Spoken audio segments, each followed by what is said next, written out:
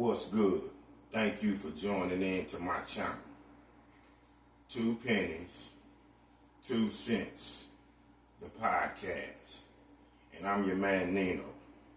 First of all, I want to thank and give praises to the man upstairs, the Almighty God, my Savior, my Christ and Savior, Jesus Christ.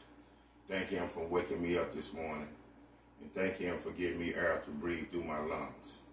I want to thank all the fans for supporting me again as I try to get this project steadily coming from the ground and elevating slowly but surely northward,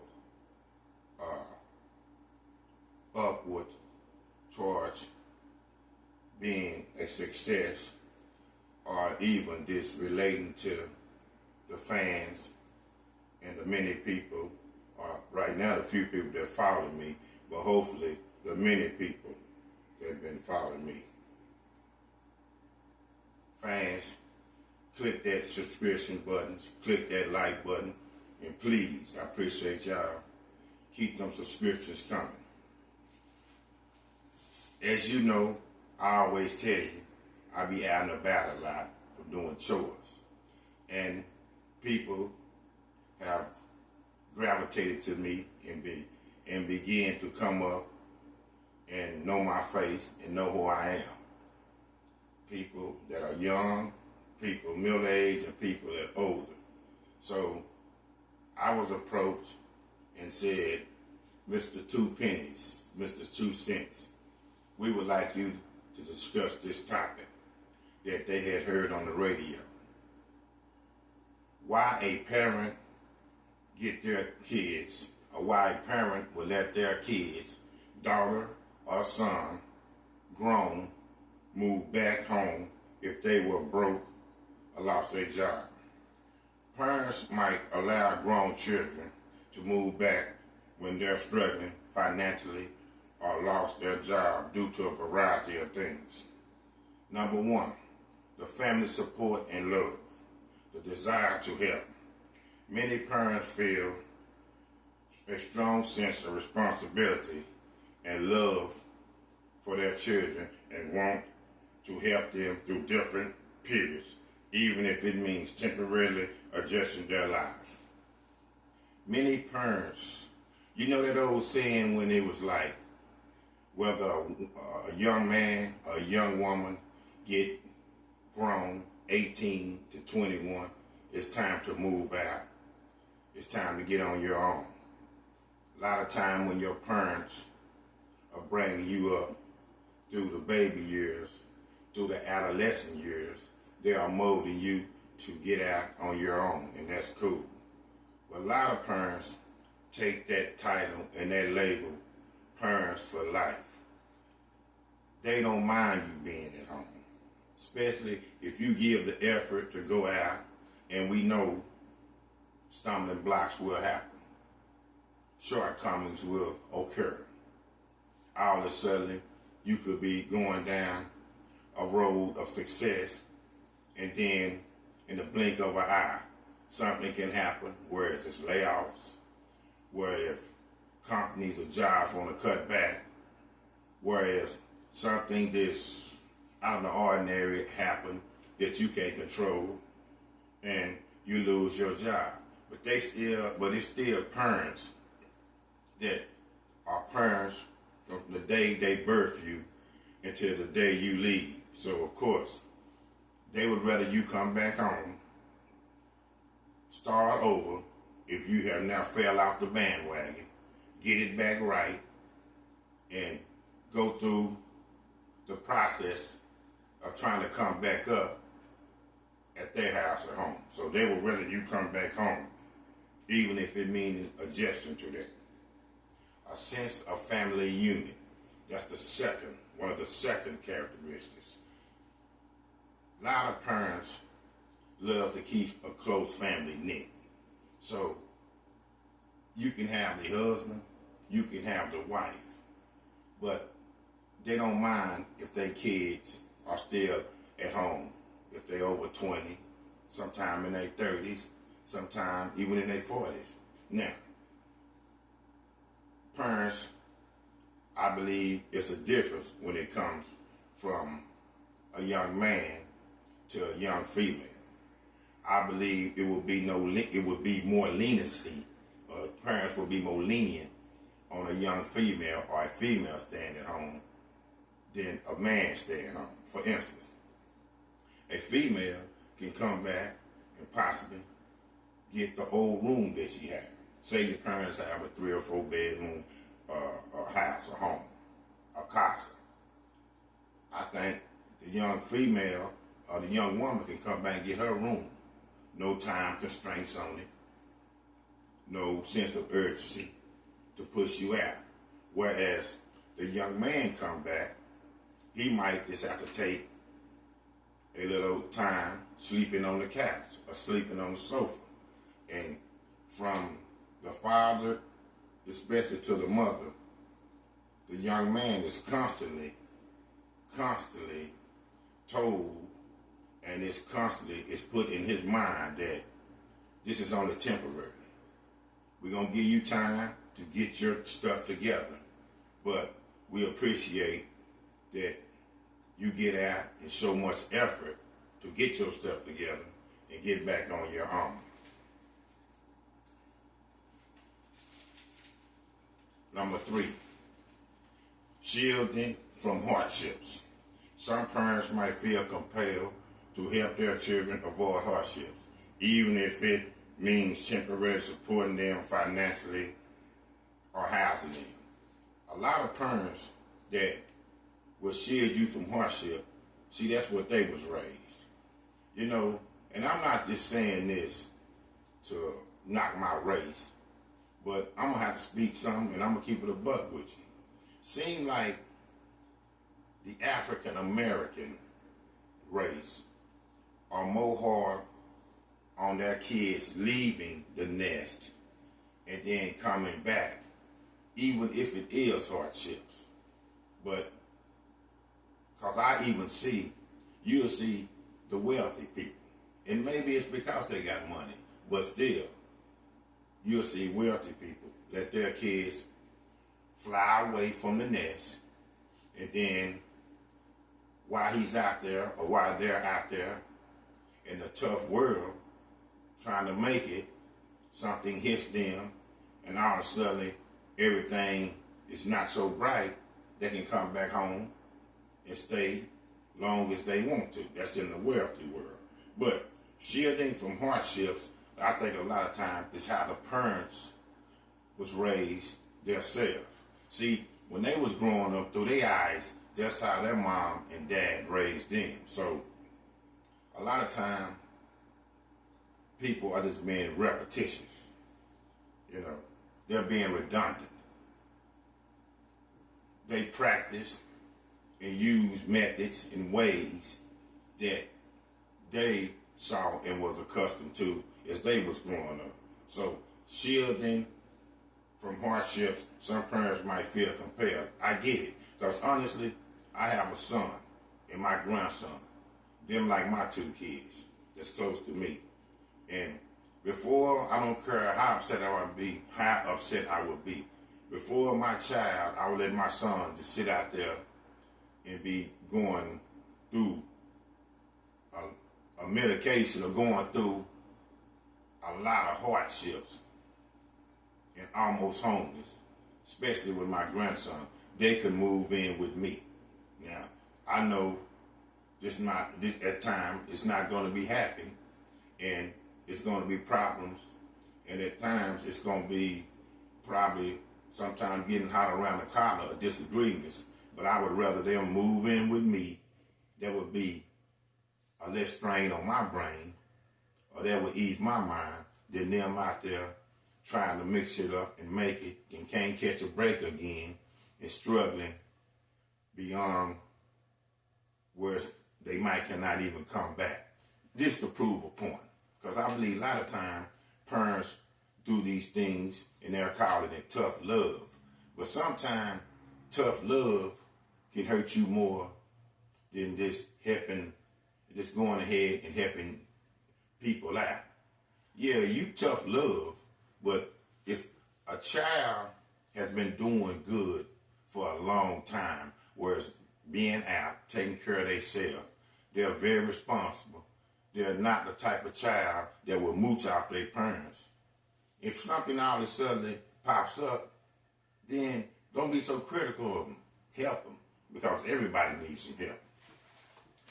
Practical considerations when it comes to a parent letting his daughter or her son, or his daughter or his son, or their daughter or their son move back into the home because they lost their job or their finances. Number one, financial strain. It can be more affordable for a child to live at home while they found a new job or save money for a down payment for a home. There you go. Because you can't spend money and save money. I have tried it, especially when you don't have a big sufficient income, especially if your income is not heavily coming in on the dollars and the numbers. You cannot save money when you're spending money. And what would be the best way of saving money? Come back home, stay with your parents until you try to get back up and get your new apartment or your new home. Yes, it will be a financial strain because it's basically going to be on the parents. But they know that. And what I mean about it's going to be on the parents literally going to have to take care of all the utilities, going to have to pay all the water bills. That's basically utilities. At times, the parents are even going to have to give you money. If you have a car and need to move around, you got to have gas. Or even if you need to use their motor vehicle, they're going to have to put gas in it. So yes, it's going to be a financial strain because literally the parents are taking care of you and you're not back stable with your job placement yet. So yeah, it's going to be a financial strain. But again, you can't save money when you don't have no money, and a little bit of money you're trying to get, you trying to let it grow because you possibly trying to get you a new place to move into. Number two, unemployment or job loss. Unemployment or job loss is when a child loses their job. They might need a place to stay a while. They search for a new job. Parents might offer support. We all know when you lose a job now, you can't just bounce back and get a job. A lot of times it may take 2 weeks. A lot of times it may take a month or so. Even when you can go to temporary agencies and get jobs, still you have to put in an application. Sometimes, you got to take a drug test. And a lot of times, people that have lost their jobs, maybe just doing drugs, just say something like marijuana. All of the drugs that are out here and all of the deadly drugs, and I'm not trying to promote this, marijuana is the coolest drug, but it's the hardest drug to get out your system because it is herbal. But anyway, back to that. If you're unemployed and trying to find a job, it can be hard because, again, you have to be placed. So you have to be in the job placement. So saying that, you need somewhere to stay. It can take at least a month to get a job, even temporarily. Now, we talking about a job not being temporary. You got to go put in the applications. They got to run your background check. You might have to wait to get an interview. All kind of things like that. So you need somewhere to stay. And also, when you're unemployed, your mindset needs to be sharp. So the best way that I think that you can keep your mind sharp, it won't be a problem with you focusing on getting a job, is staying at home with your parents for a minute. Because, listen, what is the biggest thing an unemployed person is worrying about? Somewhere to stay and getting some money. So that's a plus if your parents will let you stay at home that little time until you get a job. But once you get a job, and then you need to be trying to look on, all right, it's time for me to get up, move around, and get my own spot. Health issues.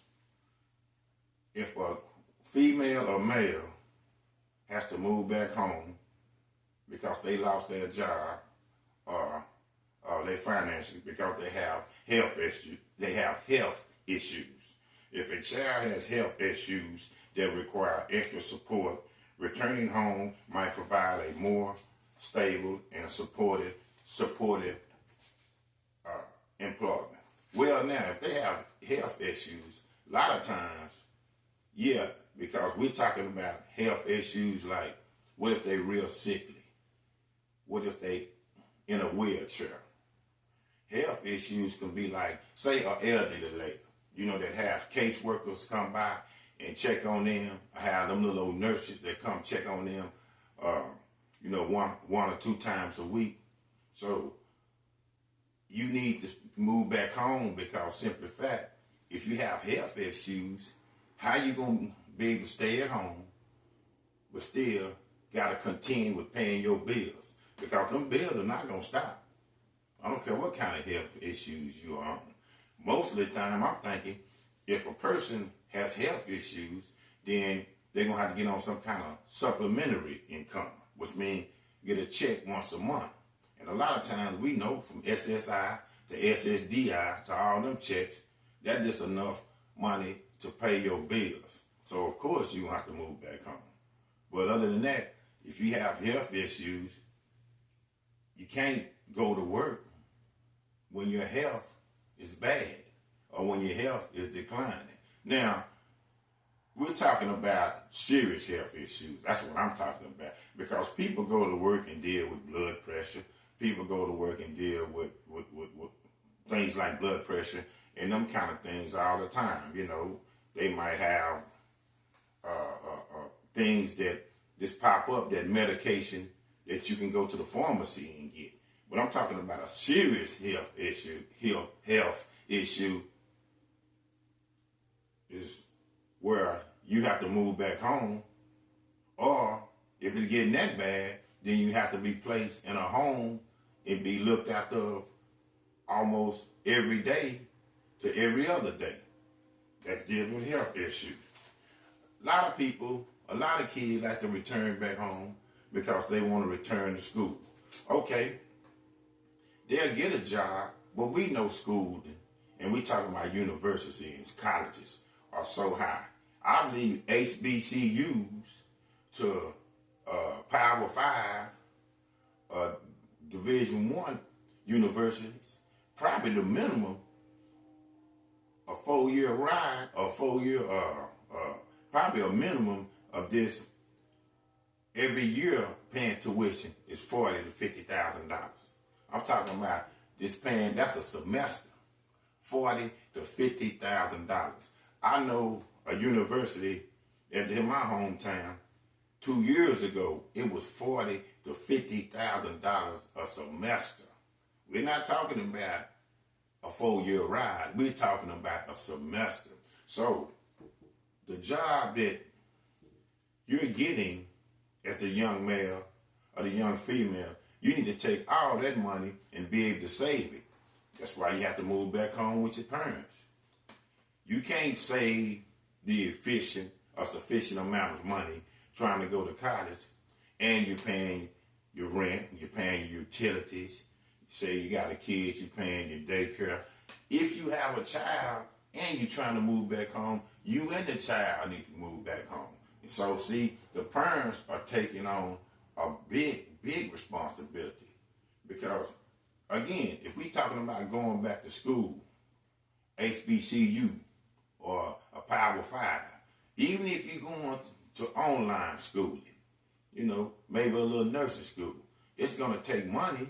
So the job that you're working, you basically need to be back home to save and pay your tuition, because your tuition has to be paid. Here are some of the challenges and considerations of letting your daughter or your son move back home if they came on financial hardships or they just lost their job. Having an adult child move back home can put a strain on the family finances, and parents may need to cover costs like food, utilities, and expenses. Family don't have no choice, but we're going to have to cover that. It's just like you're 21 years old, but basically it's just like you're a baby or adolescent because you done lost everything. You got to eat. Your mom and dad and them are not going to let you not eat. So look here, they buying the food. Who utilities that you're taking a shower on, when you got the TV on and watching TV, watching your cable, watching your Tubi, or on your internet, playing your games. That's the utilities they paying. Expenses. When you need some more clothes. You don't have no money. Who's buying the clothes? That's coming out your mom or dad banking or checking account. They are literally raising you like you was a kid again, but actually you're a grown up. But that's the unconditional love of your mom and dad. And it can put a financial strain on them. That's why I believe, hopefully, when you take them through that, please be working hard, be working tirelessly to get up on your feet and get back out on your own. Because literally they have to raise you. But now they're going to take you in again and still ride with you. Again, all of that is on the parents. And I know the first thing the male or the female will say is, well, mom or dad, I'm going to pay you back. They're not worrying about paying you back. Just get back out on your feet.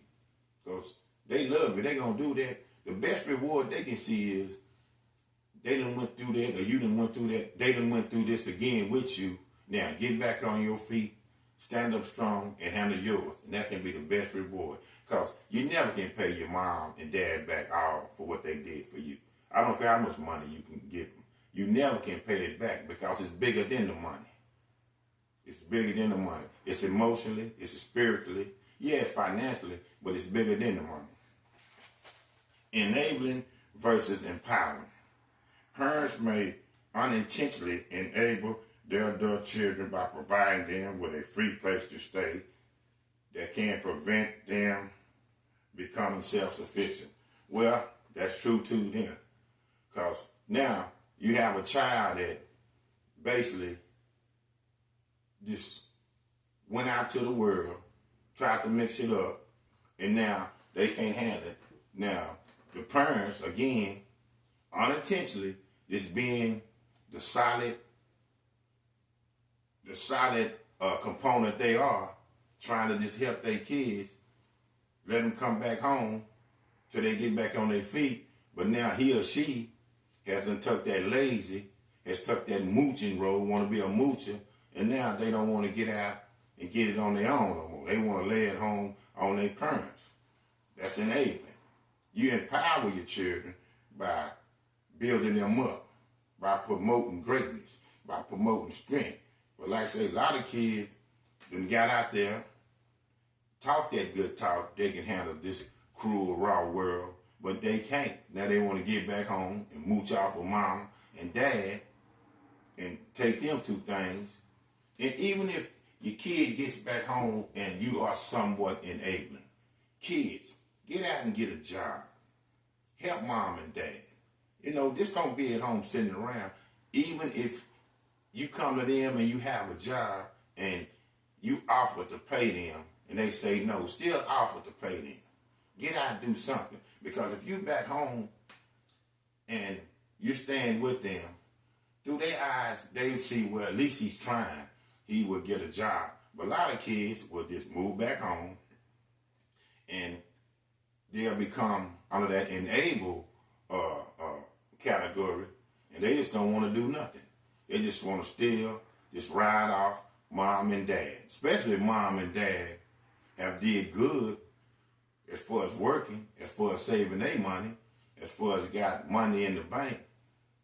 You have to be careful between enabling and empowering, because most of the time, a lot of kids will take mom and dad helping them, and they was raised right, and then they will take it to get out and get back on their own. Again, they just had a little hiccup that stalled them out for a minute, but now they're going to get back and start doing what they was taught. But a lot of kids are just done gave up so much on life, which I mean gave up on it, where they don't want to get out here and face this beast that's called life.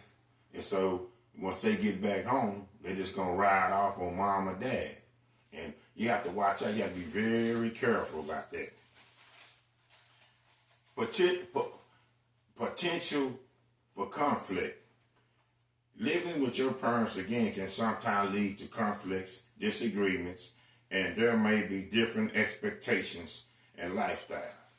Well, once the kids move back home, see, they got to realize it's rules and boundaries of you coming back home. You're not coming back home and getting the leeway you got when you was little. Now, because first thing a kid, or first thing a male or a female got to remember when they move back home, first of all, you only hear in everybody's mindset, especially mom and dad temporarily. Then we got rules. You don't come in here, you don't watch TV all night, you don't come in here, you don't eat up all the food. I'm just giving you the bare necessities to get back on your feet. You still treat with respect. You don't bring people over like this is your house or your home. This is just only, you're my child, you're my seed. And so I don't want you out here being homeless or going through this, because it'll hurt me worse if you out there homeless than here with me. But I also respect what I have here. Don't have the nerve enough to try to argue with me about because you back home, but you don't have nothing. Because that's not right. We shouldn't even be arguing about the disagreements. We shouldn't at all. And I understand still some of the things that mom and dad I believe wouldn't be so hard on to their kids. You know, like once they move back, they just not going to knock off all their privileges because they do love them. But the male and the female got to realize this only is going to be for a minute. This is not supposed to last. A lot of times it do last. But this is just saving you from out there facing this albatross out here, which again is called life. So don't come back, want to argue with me, want to tell me what time you're going to come in. And I know you're grown and everything, but respect that I'm letting you live here. Because a lot of parents, once their kids are gone, and I have mentioned this, why you think they're homeless? They won't let them back for nothing. So if you're fortunate enough to be a male or female that done fail hard on financial or lost your job, and you have some absolute great parents that are kind-hearted and will let you back, don't bulldog they rules and boundaries. Do not bulldog their rules and boundaries. Respect that, because they do not have to do that. You are grown, and you're supposed to face this or figure this out on your own. Impact on parental lives. Having adult children move back home can disrupt their parents' routines, potentially limit their independence. Right. What if mom and dad are still in their golden years, but they're still in excellent physical capacity? You know, what if mom and dad like to have a night at their house that they done built? You know, they just want to look at a movie. They like to drink wine. I'm going to take it even further than that. What if mom and dad, still though they're a little bit old, still they got a fryer lit under them and they getting it on now and then? They might want to walk around in their casa or their place with their birthday suits on, if you know what I mean. Now there you is. Even though you're in the other room, you there just disrupting everything. What if mom and dad like to have friends over to play cards, you know, to play games or whatever? There you is, right there. First thing you want to say, mom and dad are in there, having friends over with, getting on my nerves, things like that. But this is mom and dad place. You the one that the outsider coming back in. So how can you have the audacity and the nerve to criticize somebody that's helping you? You are cramping mom and dad lifestyle. They are settling for you. They don't have to settle. They are doing this for you. So just remember, if your mom or dad let you come back, male or female, back to their home, and you're totally grown woman, a grown man, because you lost your job or came up on financial woes, respect that and honor that. This is Nino. 2 pennies, 2 cents.